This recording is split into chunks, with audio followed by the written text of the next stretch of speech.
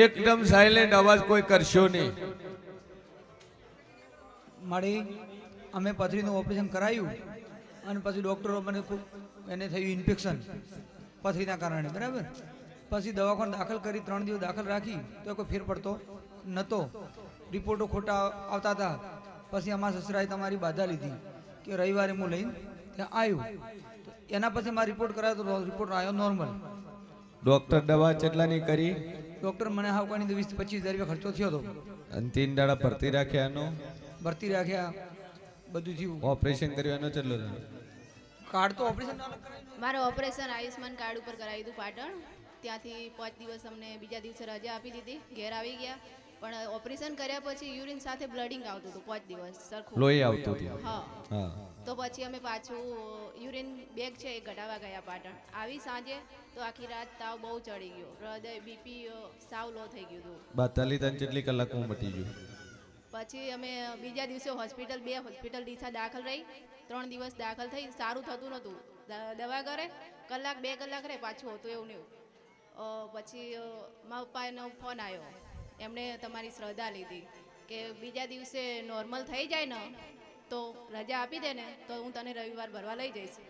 તો પછી મને બીજા દિવસે વહેલા સાવ નોર્મલ થઈ ગયું બધું. કિડનીનું ઓપરેશન કરાયું તો પથરીનું, અને પથરીનું ઓપરેશન કરાયું એટલે ઓપરેશન પછી થઈ ગયું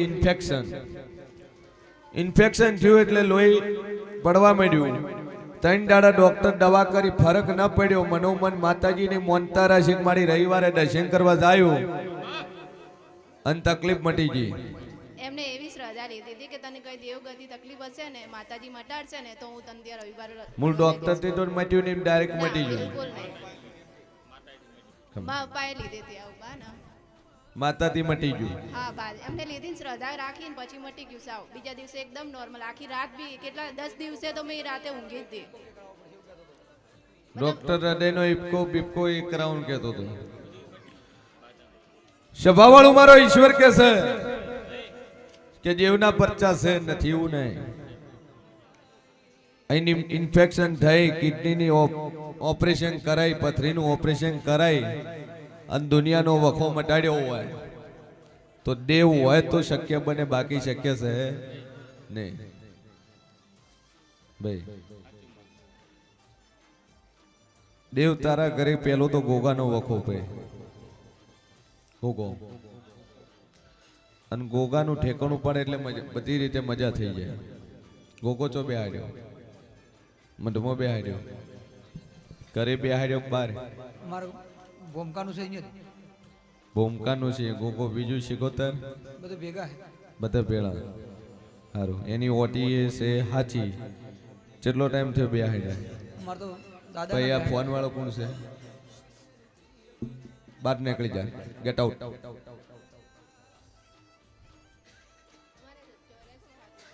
દાદાના બેહાડેલા દેવ તો સતી શિકોતર ને ગોગો એ અલગ બેહાડ્યું ના, બધું ભેગું સ્વરાશી ખાતું છે. મારા દાદાના બેહાડેલા છે. તાર દાદા ને બેહાડ્યા એ હાસું 84 ખાતું બેહાડ્યું એ સાચું, પણ એ ખાતામાં જે ભૂલ છે બોલો. કમ્પ્લીટ થઈ જાય. તારો ઓરતો પડ્યો ને ઓરતો પૂરો થાય એટલે માતા કે તાર કરવું. બરાબર રેડી? એટલા દાડા 2 અગરબત્તી મોરાલ વાળી ની કરે જાય. બરાબર. હું શું કહું છું કે એક વાર્તો પડ્યો છે દીકરાનો, અને સોડિયો કમ્પ્લીટ થઈ જાય, શરીરમાં નખમોય દુઃખ નો રહે, તો આ દેવ કે તમારે કરવું. કરશું. એની 2 અગરબત્તી ચાલુ કરે. બરાબર. તમારા ઘરનું કોઈ નહીં.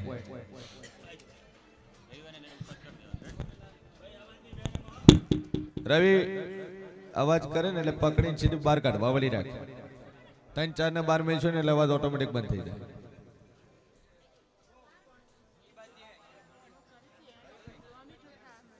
મટી જાય.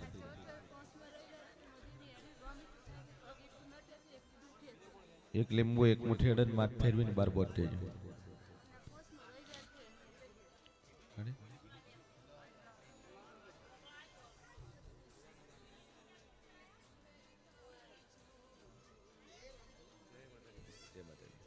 મજા બોલો ભાઈ બોલો.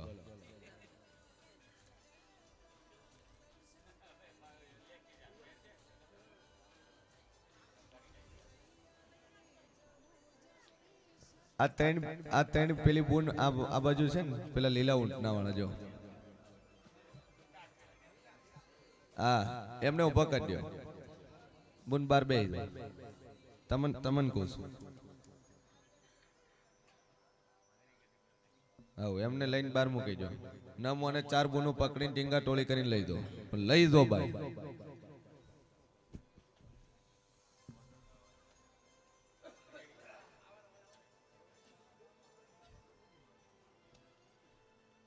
બોલો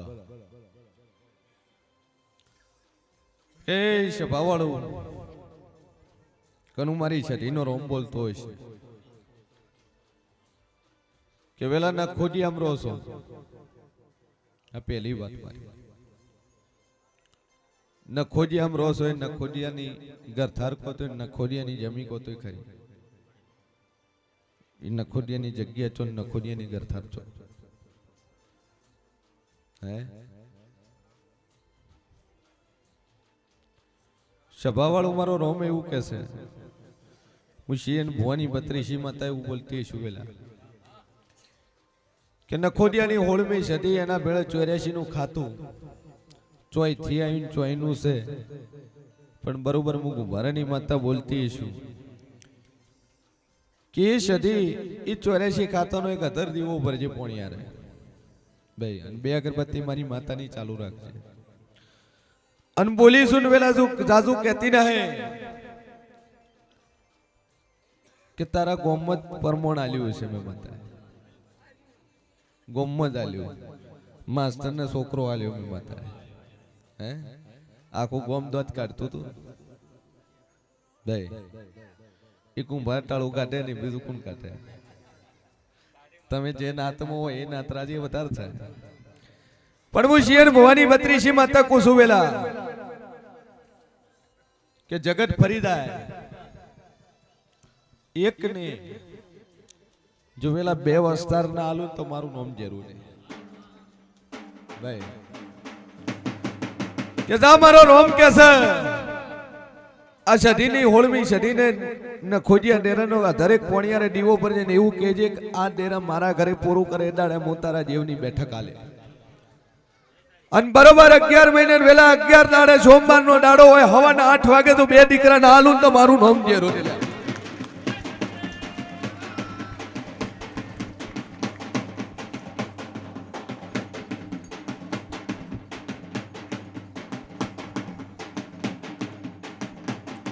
એ સભાવાળું કે જાવેલા જો મુદ્દત મારી છે મારી મુદ્દતમાં આઘા પાછું રાખો તો મારું નામ માતા નહીં ભાઈ કે ડોશી મરતા મરતા જો કદાચ છોકરાના મોઢા વાવડી ના આલું તો મારું નામ છે જા કિસ્મતમાં લઈશું છે પણ એ દેવનું લીધે ઉભું રહેલું છે પણ પૂરું થાય હું મુશીન ભવાની માતા કહું છું એકો પોસડ આલ્યા હશે વેલા તારી હોમે આલ્યા છે હે ભાઈ જેનું પાઈ લીધું હોય જેવ છે હાસુ પણ આટલું પૂરું થાય એટલે માતા કે તમારે કરવું રેડી જો મારા ભોખેલાનું ભોય નહીં પડે બોલો કે ટુંટો છે માતા પોતાનું મોઢા વાવડી દે મેણા વેલા તન નહીં મન માતા મારે છે દુનિયા છે આ તો બધું રહેવા ખમા ખમા મજા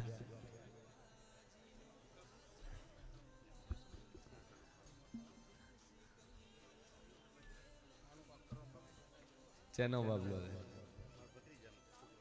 એવું ભત્રીજા જો તમારે આયા છે રે જો આયા બરાબર રે છો આપે કચ્છમાં રહે આમાં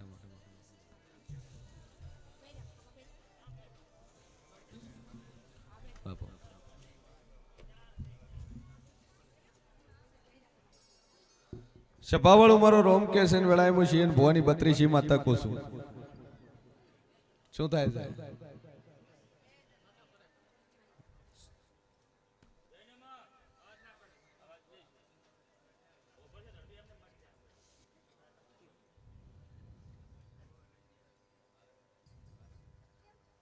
ધ્રુજા ચમચા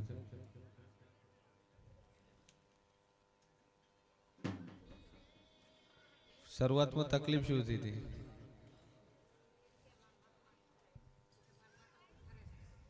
શું ફરે છે? સારું ફરવા વાળું જેવું હોય તારામાં હાજર થાય હે, અને જેવું હોય એક આકોટો કરીને હાજર થાય તો હું માનું. હેડ હેડ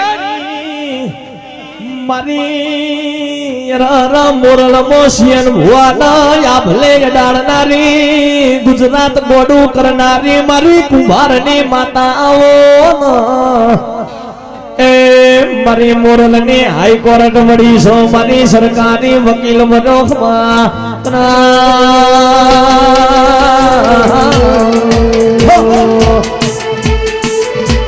આય મારી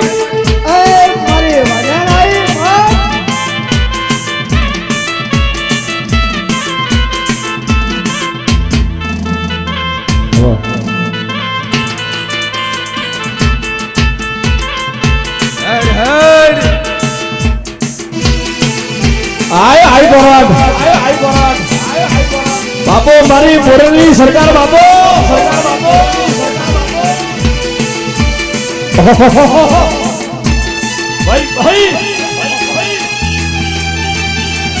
પાછી નો મળું તું ભારની માતા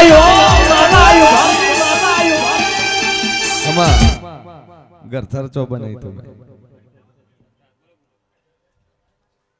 મકન ચો બનાવેલું છે.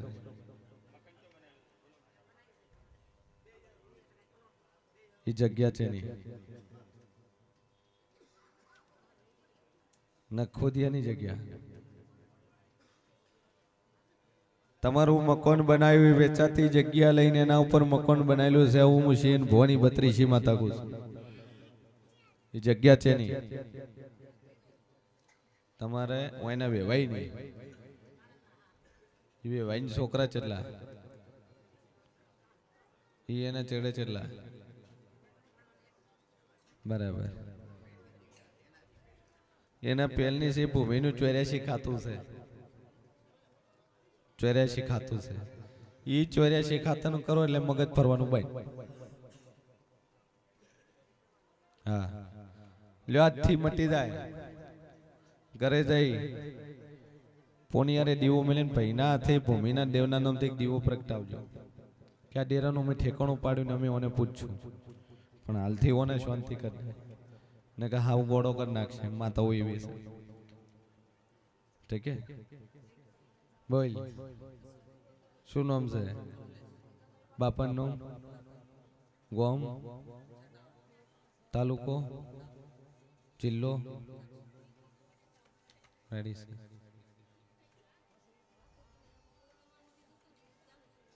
આ બીજો નવો કરો એક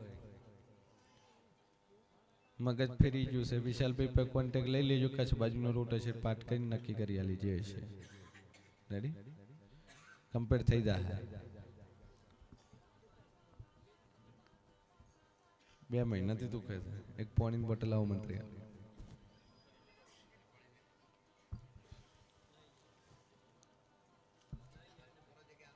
બોલ ભાઈ નંબર બોલતા રહેજો.